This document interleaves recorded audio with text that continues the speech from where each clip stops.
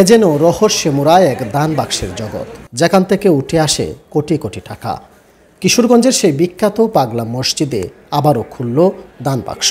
শনিবার সকালে 11টি দান বাক্স খুলে পাওয়া গেল পুরো 28 বস্তা টাকা, আর বেরিয়ে এলো 9,17,80,678 টাকা। এত টাকা গুনতে অংশ নেন 400-রও বেশি মানুষ। মসজিদের শিক্ষক, শিক্ষার্থী, মাদ্রাসার ছেলেমেয়ে, ব্যাংক কর্মকর্তা, সাধারণ মানুষ। এ যেন এক মহা আয়োজন।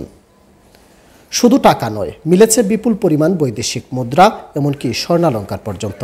ঘটনাস্থলে ছিলেন জেলা প্রশাসক ফৌজিয়া খান ও পুলিশ সুপার মোহাম্মদ হাসান চৌধুরী। তাদের সামনে সারিবদ্ধ বস্তা, টাকা গোনার টেবিল, পুরো পরিবেশ ছিল চমকপ্রদ।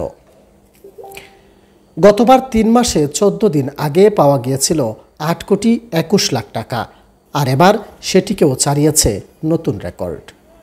মজার বিষয় হলো, দান বাক্সে পাওয়া যায় অদ্ভুত চিরকুট। কেউ লেখে ডক্টর ইউনূসকে 5 বছর ক্ষমতায় দিন, আবার কেউ খুঁজেন পাগলা চাচা শেখ হাসিনা কোথায়। এ যেন টাকার সাথেই জমে থাকা হাজারো গল্প। এই টাকা শুধু গোনা হয় না, এটা ব্যয় হয় মসজিদ, মাদ্রাসা, এতিমখানা ও সমাজ কল্যাণে। বর্তমানে পাগলা মসজিদের ব্যাংক অ্যাকাউন্টে জমা রয়েছে 80 কোটির বেশি টাকা। আজকে সকাল 7টার সময় আমরা পাগলা মসজিদের দান বাক্সগুলো খুলেছি 10টি সিন্দুক থেকে। সেখান থেকে যে আমরা অর্থ পেয়েছি তার পরিমাণ হলো 9,17,80,687 টাকা। এছাড়া আমরা 15টি দেশের মুদ্রা পেয়েছি, স্বর্ণালঙ্কার, রৌপ্যের কিছু গহনা আমরা পেয়েছি।